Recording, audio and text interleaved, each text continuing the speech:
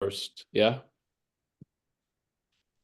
Start going to meetings, get a commitment, you know, stuff like that. Make your bed and these things. And it's just that foundation of the external allows, if you want to use this terminology, allows the internal work to go.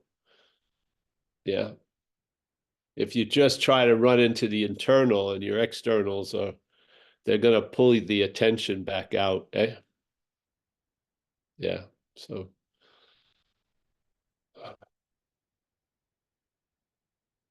and you may think you're never going to do something, and then after a year of being in the program, you'll be willing to do it. Yeah. I had that. I like to share that before we start. When I came in, obviously I had a lot of undealt with wreckage called warrants. Yeah. Not everyone goes down that direction, but I had. So I had outstanding warrants in different locales back east, here. And I remember when I did the first inventory, I was only like 3 months sober, something. Uh, I told the guy who I was doing it under, I'm not going to deal with this shit now. Yeah. And so he said, all right, whatever, so, but hopefully you'll go back to it later.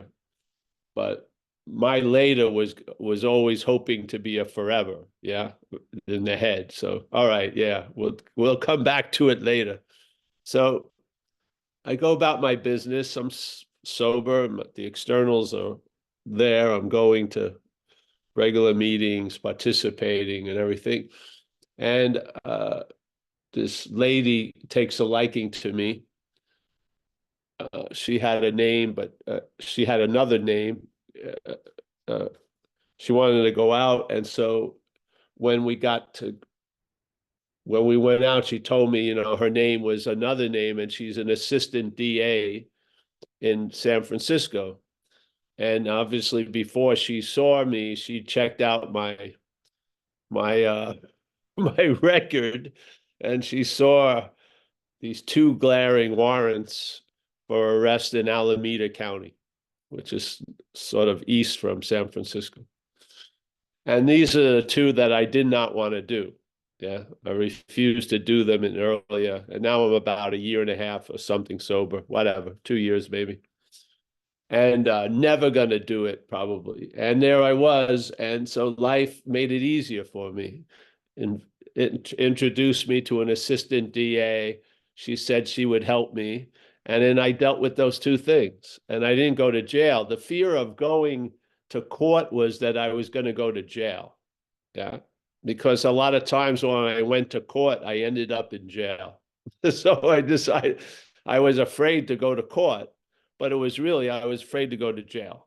Simple. And it's nice to be clear because usually I wasn't. Yeah. So she helped me out, and all I got was a $500 fine and whatever. Yeah. But while I wasn't dealing with it, obviously it was occupying a lot of space in my life. Yeah.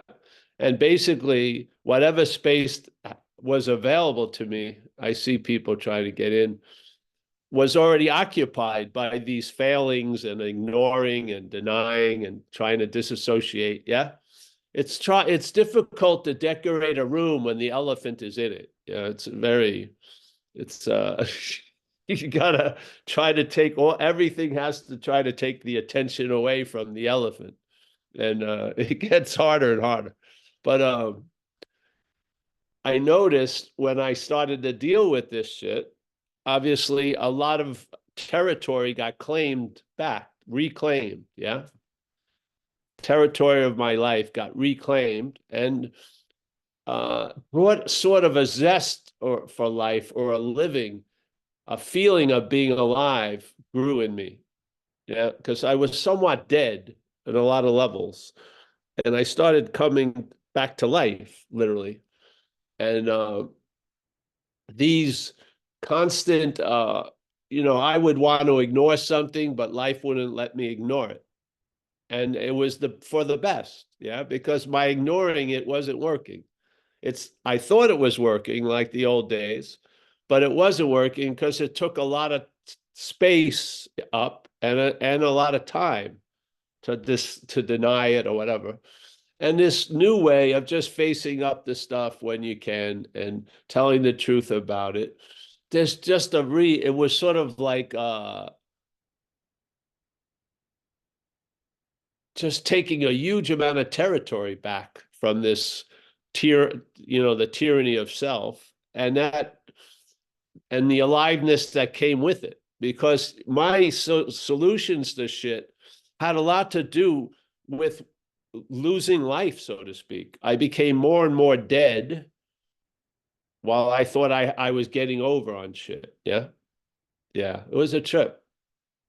It was a trip to be completely redirected in such a nice way with all the support AA and the community gives. Yeah, it's really amazing because that 180-degree turn on your own seems to be, first of all, your turn is just going to keep going like this. You're not going to turn and get out.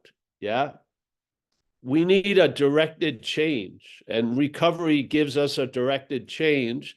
And many, many people have followed these simple maps. Yeah. And they work. Yeah. It's just that simple. And then what's for some of us, when they work, that constant preoccupation with fucking dramas or whatever, and then the preoccupation of the obsession with self, having that being diminished, you're available to life. Yeah. Yeah.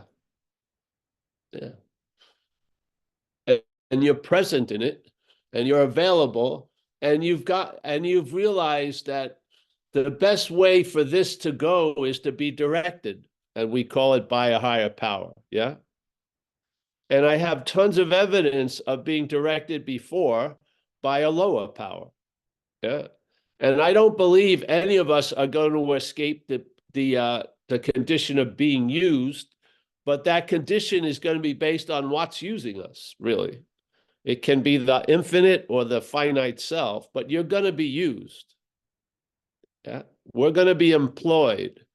And hopefully you've been introduced to this new employer, and now you can recognize the traits of the old employer. Yeah. And the trait that we feel we share here is, I truly believe a big aspect of the disease is that which we're relying on, which is the head, is in the act of being identified as self. Yeah. So our true condition or our true nature is unsuspected, because we've been put under an acquired nature, which is of a mental origin. Yes, it's manufactured and made up. So when I came in AA, they said, hey, you got to be willing to save your ass instead of your face. But when I came in, I thought my face was my ass. Literally. Yeah. I thought my face was my ass. I thought the image that the head held as me was me. And this to me was really the root of the bondage of self, is the act of being identified as self. I do not feel you choose it or do it, but you're under it. Yeah. Because if you're listening to the head is in the act of being identified as self. It's just the way it goes. Yeah. It is. So if I'm relying on my thoughts, my intellect, my perceptions can be fucking manufactured also. My feelings, because feelings are not facts. Yeah. They're very interpretive. Yeah. So you may be thinking a feeling means something that it could mean tons of other things. Yeah. Like feeling of going on a trip, you think it's anxiety, it could be excitement. Yeah. We're not really good describers or recognizers of feelings, are we? Really? Most people, you come into AA and you watch them, and they are super fucking pissed, and they don't think they have any resentments, or they're not angry at all. But they're one of the most angriest persons you've ever met. Yeah. So I think we're really out to lunch a lot. And so instead of feeding on life, we're being fed a life. Yeah. Instead of experiencing and finding out, we're giving an already pre-knowledge. Oh, you're just a loser or that, whatever. Yes. But there's something that tries to beat life to the punch, and it's this mental ideation or addiction to self. And I feel truly this addiction to that self, there isn't a you that's addicted to that self. There's a you that's under the addiction to self. I do not believe you're choosing it. I do not believe you hate yourself. I do not believe you're your own worst enemy. I do not believe that. Yeah, I believe something seems to hate you. Something is an enemy, and it would be nice to recognize it as not us. Because how are you going to not be defeated if you're that which is defeating you? You're going to continue to get defeated, obviously. Yeah. I mean, and in that case, yeah, 2 steps ahead, 1 step back always. Or it's usually 1 step ahead and 3 steps back. Yeah. It's like you're trying to walk against a huge current in a river. You're not getting far. So perhaps there's a better way. This is the message of recovery. It says we are trust, literally. That's or faith, literally. And it says, it doesn't say Paul, it says trusting finite self or trusting the infinite. The better way is trusting the infinite. The older way that didn't work, which we need to sort of be clear about and tell the truth about, is trusting the finite self. Yeah. So I would say in these examples, the trust is in both directions. Infinite or finite, trust is before them, both. I believe we play that role of trust or faith. Yeah. If we have faith in the head, you can just check it out right now. I'm going to just present that if faith is in the head, you're probably experiencing a lot of anxiety based on what's not happening. It's a pretty good, simple diagnosis. If you're being taken into yesterday and tomorrow, and basically they seem to be more important than the now that you're in, yeah, that can only happen by faith. You have to have faith in the thoughts of next week to even have a sense of next week today. Yeah. Because we're not in next week. It's just that simple. Yes. So if you're if you're being defeated by the past and the future, what's allowing that defeat is faith, truly. And the program is about redirecting that faith towards the infinite instead of that habitual addiction to the finite self. We are faith. And if you don't believe you have faith, that's faith. Yeah. If you fervently believe you don't have any faith in anything, that's faith in that thought. Yeah. We're faith. You can't get around it. It talks about it in the We Agnostics on page 53, if you're interested. The bottom of it, page 54. It talks about faith where Bill W. and the people who wrote it said they came to a conclusion that at all times, faith has a lot to do with what's going on, basically. Yes? So if you're this force or this power that can be used, and you have been used by, let's call it the lower power, yeah, and by its use, you realized its sort of qualities and its traits and realize it's not a friend, yeah, it's not something to depend on. It's completely unreliable. And maybe you've been in AA for a while and you've come to recognize a life, faith in a higher power and the effects that has brought about. Yeah, they're like day and night, completely different. Yet the faith is the same. Yeah.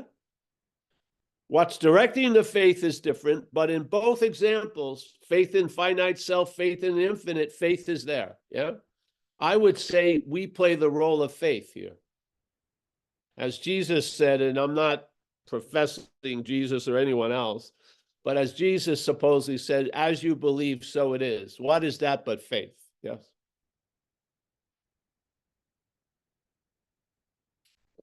Yeah. Yeah. Yeah.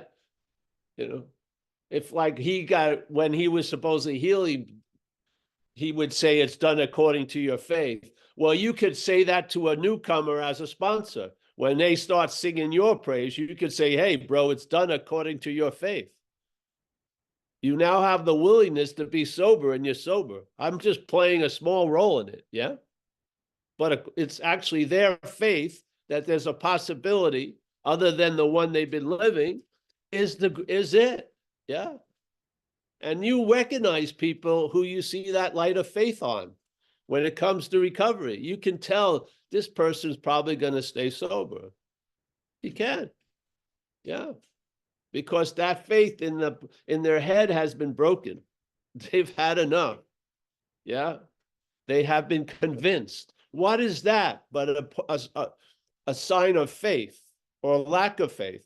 Being unconvinced or being convinced. Being convinced is you're solidly having faith in something. Yeah. Yeah. So this design for living, see, I got struck sober, and over time, I realized who knows what was going to happen. But I humbly believe that if I didn't get introduced to AA that night, that miracle of being struck sober probably would have died on the vine. Yeah. I probably would have gotten loaded again. But because getting struck sober set off a train of circumstances that brought me to my first AA meeting that night, yeah, which actually brought me great fortune that I didn't deserve. Just like it says, you make decisions based on self that set off trains of circumstances that brought you misfortune you felt you didn't deserve. Well, this thing set off trains of circumstances going to that AA meeting that brought me great fortune that I didn't feel I deserved, which produced gratitude in that sense. Yeah. So I got whacked, and part of the whack was a way of life, because the whack wouldn't have left. I don't think it would have lasted. Yeah. So I got introduced to AA. You could have been introduced to something else. Who knows? I don't know what's going to work for you. But let's tell the truth. What has worked for us in most of our cases is recovery. Yeah. Well, that's how it's appeared. So let's give it a fucking standing ovation. And then, of course, it could be anything, but it was recovery for me. That's what allowed this to happen, not being in a Buddhist temple or, giving off all my possessions and living on fucking, banana peels and something else. Who knows? And to me, it's been the easier, softer way. Of course, it was hard in the beginning because there was so much of me there. I feel if you drop an alcoholic in heaven, it'll be hell in a day. I just know that they'll find something wrong with fucking heaven like that. Yeah. So this is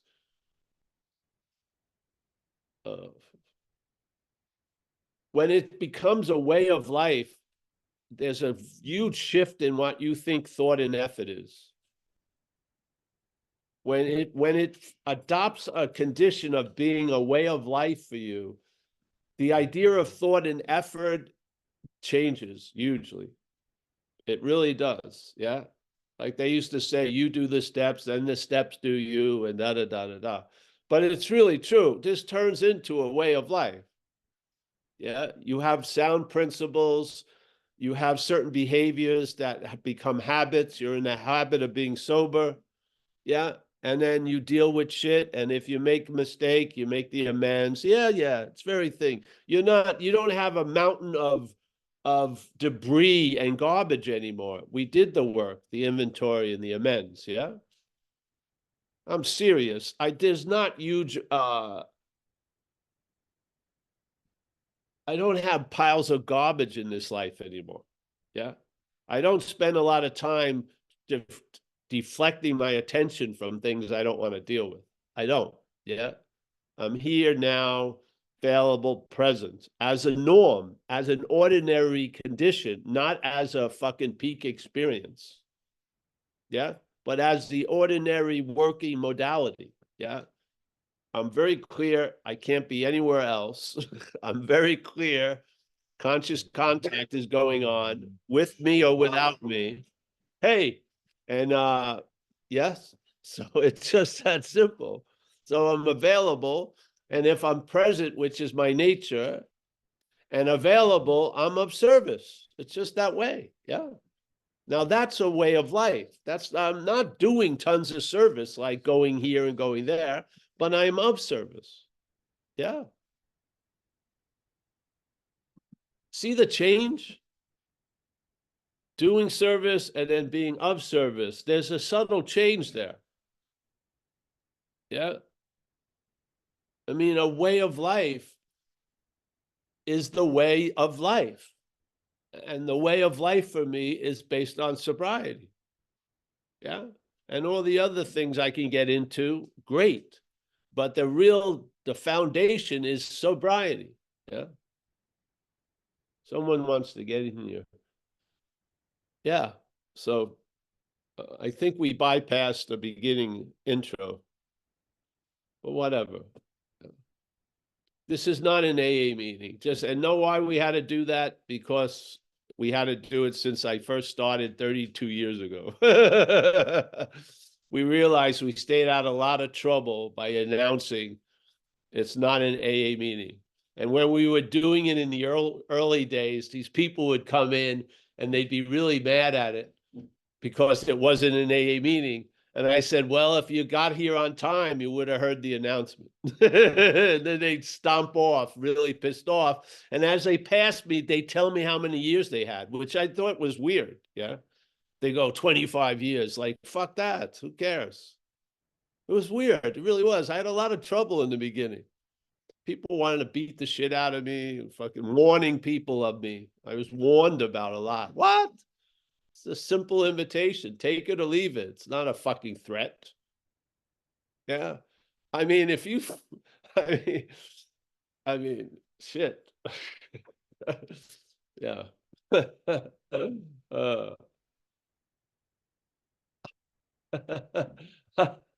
I hear a lot of people I don't agree with. I don't go fucking stalking them and trying to beat them up.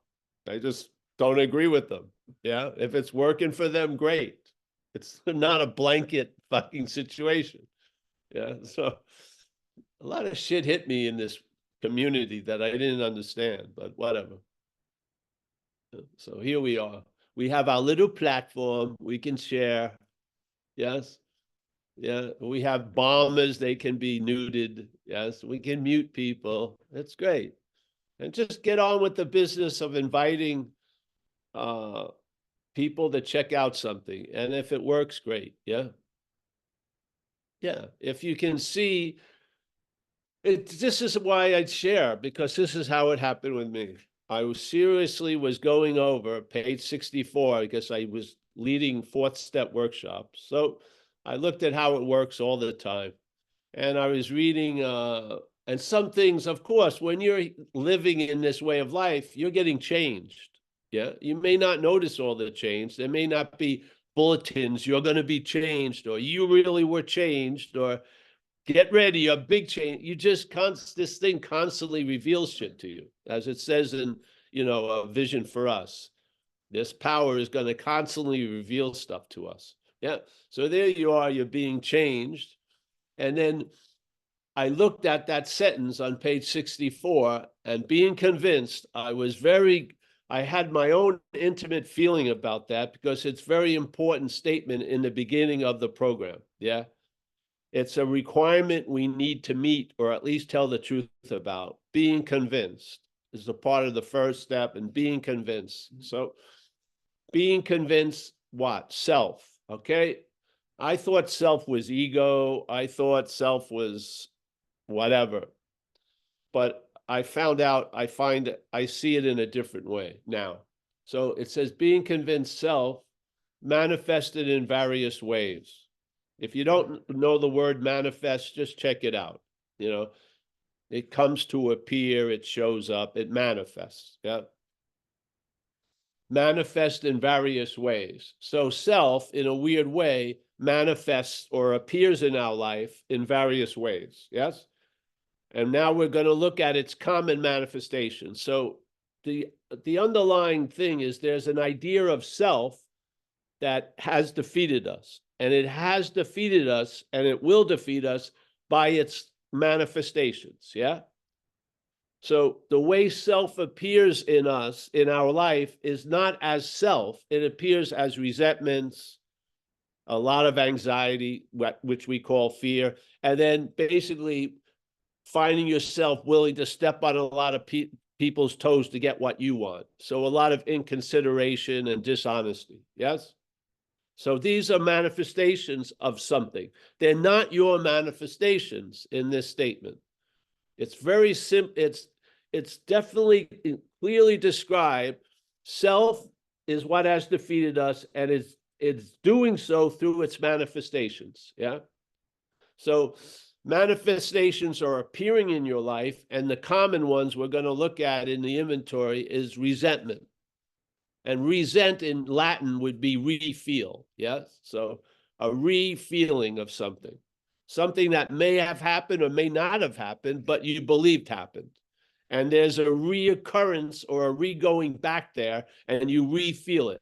So something, the way self looks at life through your eyes, sees something that refers back to a resentment or a feeling before. And so the event of now triggers a past feeling, yeah, a resentment. Okay. So self, we're not seeing that, but through its manifestations has defeated us. So now, if you're convinced of that, we're going to look at its self's common manifestations. Yeah. All right. Very, very clear. It says we're not going to look at self because you can't see it, because you're acting as if you are it, really. That's why you can't. So we're going to see self through its manifestations, and we're going to pick the common ones, and there's the introductory inventory. And it says, okay, next paragraph, resentment is the number one offender. It goes on and on and on. But if you follow the logic, self, resentment is a manifestation of self. It's not yours. So why are you calling it yours? Obviously, it's not just a simple mistake. It's a manufactured mistake. Yeah. We're seeing something in a weird way. We're calling a foreign activity our activity, when it's just been clearly described in the big book of AA that it is called self. It's not you. You have not defeated you. You have been defeated by self. Yeah. And we're going to look at how self defeated us by looking at its common manifestations, so that we can see what has defeated us, and stop calling it fucking you. It's self. Yeah. So self is a foreign idea held by us, or it's actually holding us really captive, because we're addicted to the mental activity, and the mental activity is in the act of being identified as self. That's the key. Yeah. So as long as you have faith in the thoughts, you're going to believe you're that which is being thought about. Yeah. You are. And it's going to reinforce this idea. And when it defeats you, you're going to call its mechanism of defeat yours, which continues the defeat. How can you not see that? Yeah.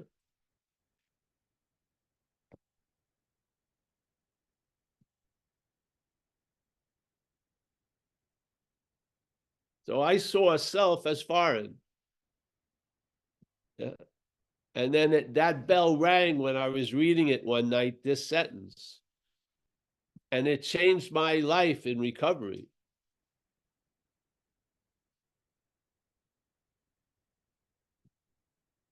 And really, I haven't changed since then.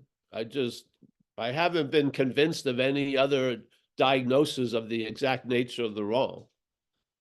This one works. Yeah. So I got a lot of relief and live in a lot of relief. And I think a lot of that relief The relief comes from the higher power. Why it doesn't leave is because of the effect it's had. Yes? Yeah. Self doesn't rush in and fucking claim it and neuter it. So I can actually get the whack of the higher power, and it keeps reverberating, because when self tries to claim it, I see it as not me. Yeah. Yeah. Fantastic. So now the relief can stay unabated in place, because I've been relieved from self. I'm not trying to be relieved as self. Yeah. And this is, I think, the dilemma. We want to get out of self as self. We don't see that, because the as self we're presenting is called Paul. So it's Paul wanting to get out of self, and that makes a lot of sense to Paul, but Paul is AKA self. And self can't get out of self. There it is, a simple diagnosis. Yeah. Follow it up with a simple inventory. Take a look. Instead of calling them your manifestations, call them your selves. And then when you see your inventory, you'll see a pattern of how self has defeated you. And you'll see what self takes to be important in your life. And you may have a different agenda. Yeah. You may take something else to be much important than what self takes. And let's have that higher power replace its agenda with, let's say, the higher power's agenda or our agenda. Yeah. Because it's obviously hasn't worked trying to live its agenda.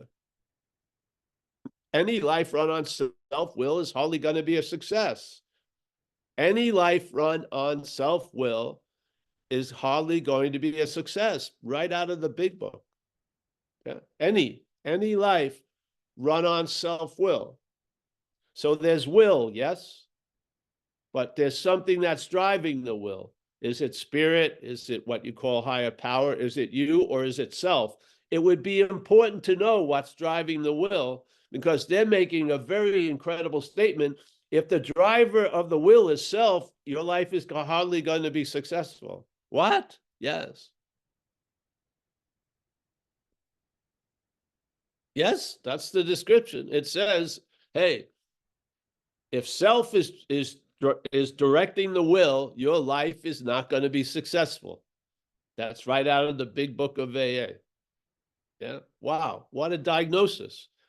Now let's say, and then we try to talk about God's will or whatever, which is cool, because we're trying to at least imply there's something else that could be directing the will instead of self. Yes.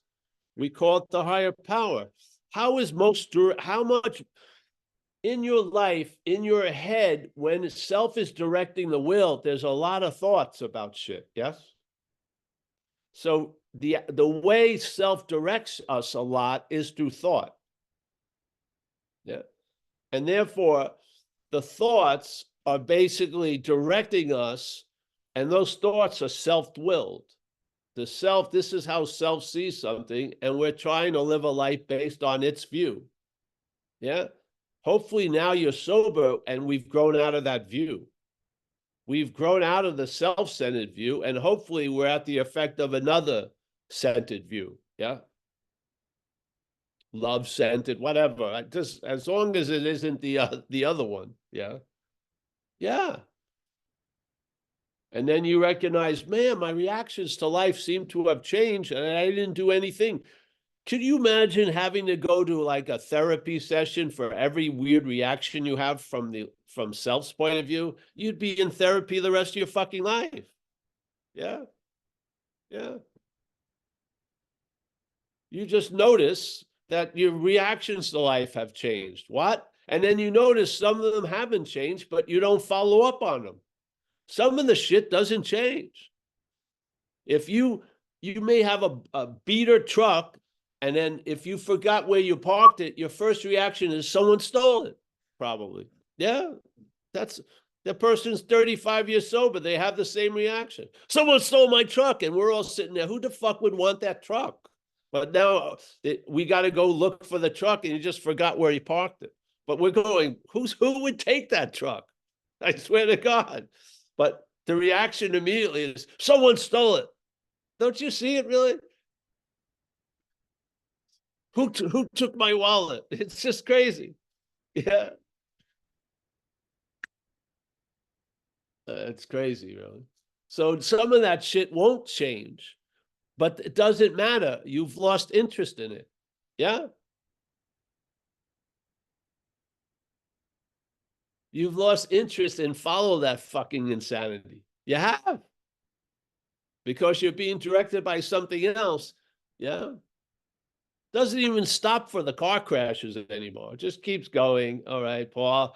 You know, Paul, did you hear someone got divorced? I didn't care if they were married. I don't give a shit. Yes, just fucking really. I have no huge interest in what's going on. Yeah, just just be directed. See where it takes you. If you're happy with it, stay directed. Yeah. Well, yeah. So anyone wants to share, but it's really helped me seeing this thing as foreign to me. Yeah. And it's really helped me losing interest in trying to work with it because it's a program. Yeah. It's not AI. It's not artificial intelligence that's going to come to a certain enlightenment. It isn't. It's a program. The head is programmed. Yeah. And the program, the basic model is self-centeredness. That's what you get. Yeah. You want to get accessories and make it a little nicer or look better. I'd rather just lose interest in it, really, and let something else become the dominant view. Yeah. Yeah. Instead of trying to change its constantly buying new glasses for it, just realize it's a pair of glasses itself and take them off. Yeah. The self-centered view is not your view. It's a view. Yeah. You can see things differently. All right. Well, You ready for a question, Paul? am I ready for a question? Yes. Well, I imagine he has a question. I'd I'm not like sure. to hear this. How much money do I want? Oh, all right. Let me hear. All right. I'm ready for that question. Let me see. Well, let's see if John can entertain that. Hey, What? you have your hand up, John. John K. John K. Right. Paul, Yes. please, since thoughts are the way the self works on us, then what is their nature and how can you quash them? Well, obviously you can't. That would be a thought. Yeah. So now you're relying on thought to quash thoughts.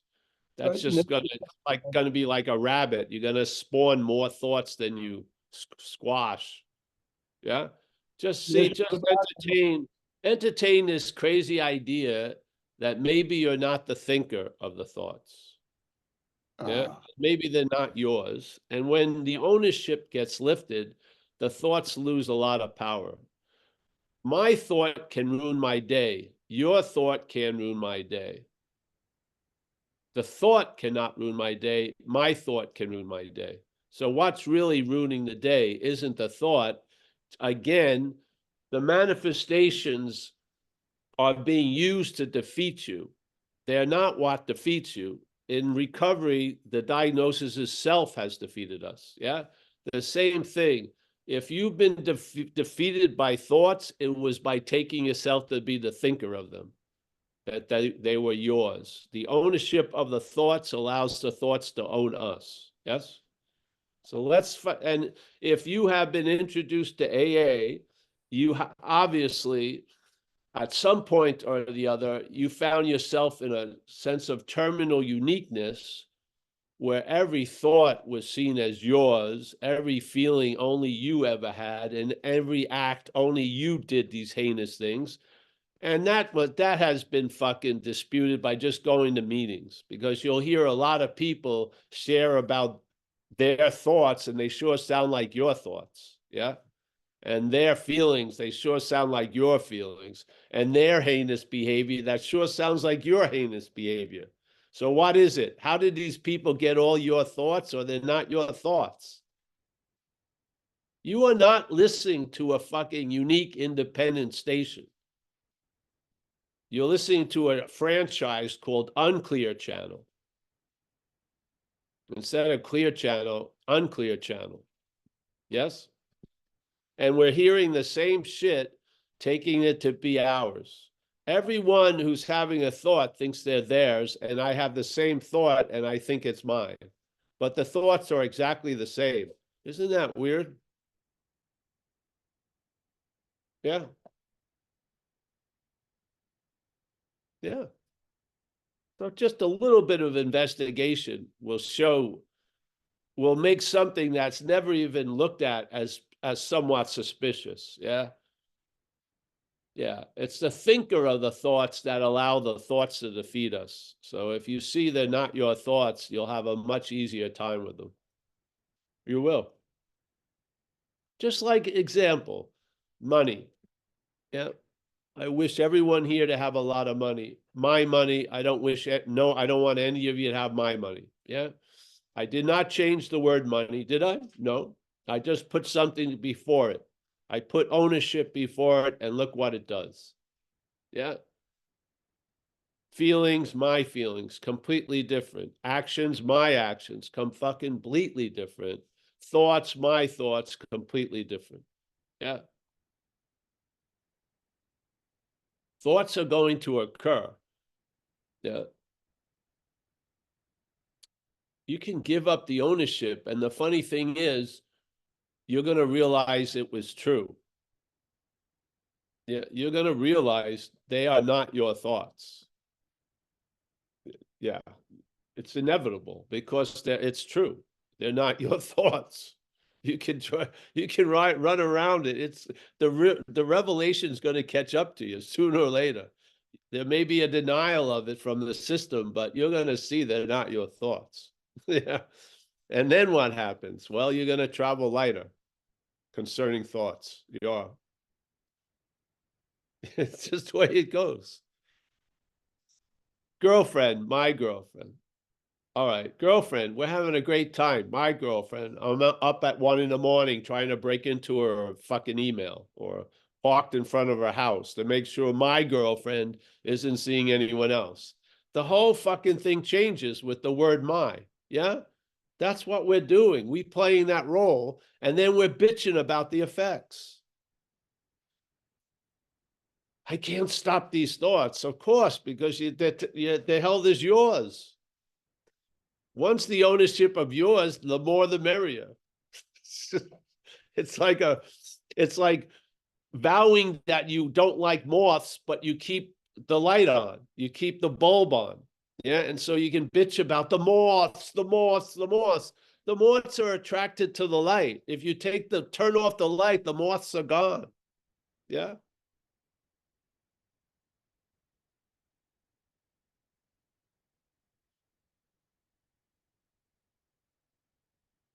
This is the whole point. The head has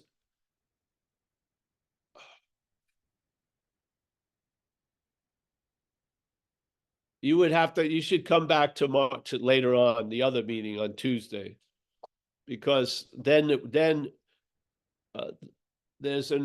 there are incredible ideas in other venues, and one of them is the idea that there is no self, period, or in Buddhism they call it anatta, which is non-self. So there isn't a self, and then it gets defeated, and then it becomes a non-self. There is no self. Yeah. So the idea of being the owner of shit is just an imagination in the head. Yeah. But here, just see, maybe, just go over your attendance at meetings, and you've listened to a lot of people share their thoughts and their feelings and their behaviors in life while under the influence and while under recovery. And you got to admit, they sure sound like the ones you're calling your thoughts. Yeah, maybe there's a good, healthy suspicion needed. Maybe you're not the owner of the thoughts. And maybe the thoughts own you. when you play the role of being the owner of the thoughts. Have you ever tried to change your thoughts? Think you Or, thought I get or, quashed? or think differently? You can't squash a thought. It's not a thing. It's not like a grape. It's not like those little bubbles in the cartoons where you could erase. It's actually a vibration that's interpreted through the mental condition, the brain, and then it's seen as a thought. It's just data being dropped in. Yeah. Yeah. Unfortunately, what's running the distribution of data for many of us is this idea of self. So, and it looks at everything as how it pertains to it. It has a very myopic view.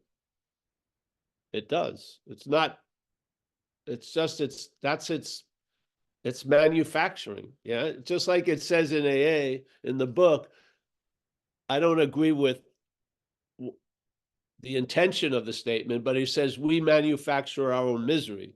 I don't believe we do that. I believe we're the factory, and this factory can manufacture a lot of things, but what this factory called Paul is going to manufacture is based on who's running the factory. Yeah. Self is going to manufacture a misery. It likes that. Yeah. This higher power is not going to manufacture misery. It won't. Yes. So there. Self-pity, manufacturing of factories being run by self, definitely. Self-grievance, definitely run by self. Yeah. Acceptance, a tolerance of others run by the higher power. It's the factory. The factory has all the equipment, but the product line is determined by who's running it. Yeah. Make a decision. Turn your will and life over to the care of a higher power right now. Yeah. Why can't you just turn it over right now? You're occupied by a lower power. You got to tell the truth about that. Have a willingness to make a decision for that to change. Get into steps 4 through 9, which are the working steps. And that change where the decision of turning your will and life over to the care of something else will have some fucking weight and some power will have occurred. Yeah, this is the process. So that we can be, that the factory can be run by a new fucking owner. Yeah. And then you'll be surprised about what gets manufactured in you, through you in this life. You will. Yeah. So no, I don't believe we manufacture our own misery. I don't believe we're the problem. I don't. If we're the problem, we're fucked completely. Yeah, because you're still going to be here seemingly. So if you're the problem, fuck, you're the problem. I don't see it that way. I see the problem as a foreign activity that you can be free from. Is it going to be 50 years of freedom? It could look like a day at a time freedom, but you'll be free from it. And the problem will not exist as you anymore. That's the highest level of AA, really. The highest level of AA is the problem does not exist for you right now. That is the fucking highest level of the solution of AA, is the problem does not exist for you. And it's described around the 9th and 10th step promises. Yes. The problem will not exist as you. It says exist for you, but if you really want it to stay, it will see it as it's not existing as you. Yeah. That is an incredible level of a solution. There is no problem. If a problem doesn't exist, is there a problem? No, there is no problem. If the problem is not existing right now while you're existing, there is no problem. Yeah. Yet there's still something existing. Exactly. Us.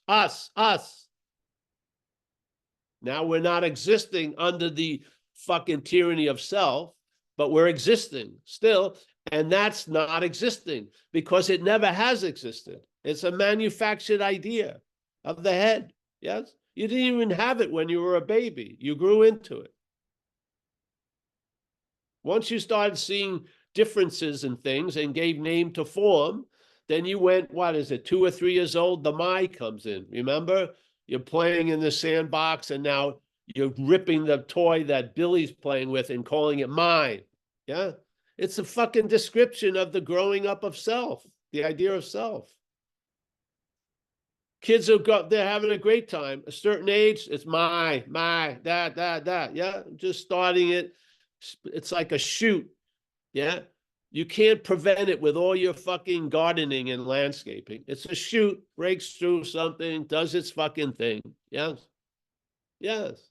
Now, if it's held as you, man, it's going to be given a lot of power. If you can see it as foreign, you can have the possibility that it does not exist for you. Yes? Yeah. Yeah. Yeah. Yeah. You know, a lot of things may be going on, but that underlying basis is very, very content and satisfied. It's not irritable, restless, and discontent. My starting point is not irritable, restless, and discontent. It has been flipped into a contentment and satisfaction. Yes. All the yapping doesn't do fucking shit.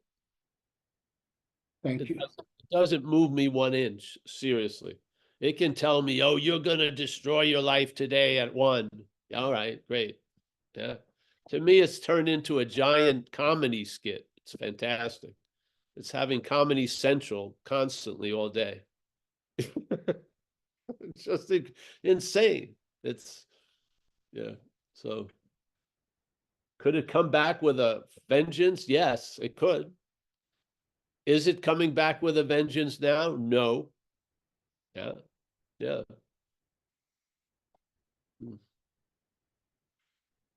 Oh, yes. Someone's calling. All right. Well, anyone else? We have no hands up at this moment, Paul. Oh, well. I just wanted to say hi and sorry I made it late. I was gonna come earlier and then got caught up. I just had one of those mornings where I really wanted to make this meeting. So hi all. Anybody Mark. wants to stay after, I'll chat. If nobody wants to stay after, it's no big. I'll come back on Thursday or something. Well, you'll see us tomorrow too. Well, no, I'll see you guys, but you know, it was this particular the focus of this meeting with the 12, you know, with the step meeting. All right. Yeah. Well, this is Nor, if you don't know him. He's there. So, all right. Hi, Michael. Michael Stacy. Thank you, bro. As always. Are you going to be here later? Yep, I have plan on it. Oh, good. We have Yep. another meeting, 4:30 Pacific time here. It's not under the banner of recovery, but if you like, check it out. James in Utah, nice to see you, brother. And all the support towards you. Just stay sober. Mark S., nice to see you, Mark. John, nice to see you there. Yep, I see you. We got our friend Alex in Munich. Nice to see you, Alex. Mickey, as always. Hank. Nice to see Hank. Paula. I don't see her, but oh yeah, I do. I see her now. Nice to see you, Paula. Nikki. Are you new here, Nikki, today? Yeah, yes? No, I came a couple of weeks ago, but this is Oh, my second time. all right, good. So Nice great to meeting. Yeah, Thanks. Irish. Yeah. We got Martin. Nice to see Martin. We got Terry in Camarillo. Steve down in San Diego. Gary up in Placerville. Tom in Denver. Nice to see you, Gary. Yes. John S. James Lebowski. Walter in the Netherlands. Roman in Germany. Joseph in France. Wow. Dennis. Nor. Greg from Minneapolis. We got Liana V, pretty close, not bad. Fletch, phone number, Patty M, Marjorie. If I haven't seen you and you're interested, on zenbitchslap.com, there's an event page. All the Zooms are there. There's no passwords needed. Just they all go to the same Zoom room. So just hit the link and you'll be able to come in if you like. We got Chris B, formerly of Mammoth Lakes. He's somewhere else now. Tom M, Jeff P down south, Oliver in Berlin, Wayne, Christina in over in Kona. Very nice to see you. If we ever come there, Christine, we'll get in touch with you. Yeah. Yeah, that'd be Dennis. great. Yeah. We have. We could go paddle. Oh yeah. We also Judith and Kerry are over there. Judith, someone who used to come early on. She's traveling later. So Walter, I guess I got everyone. Thank you. Oh, Peter Shantz. Nice to see Peter. Say hello to Vlad for us if you like. Thank you, everyone. Pleasure. Again, I'll see you soon. And yeah, thanks. Thanks, Paul. Thanks, Paul. Thanks, Paul.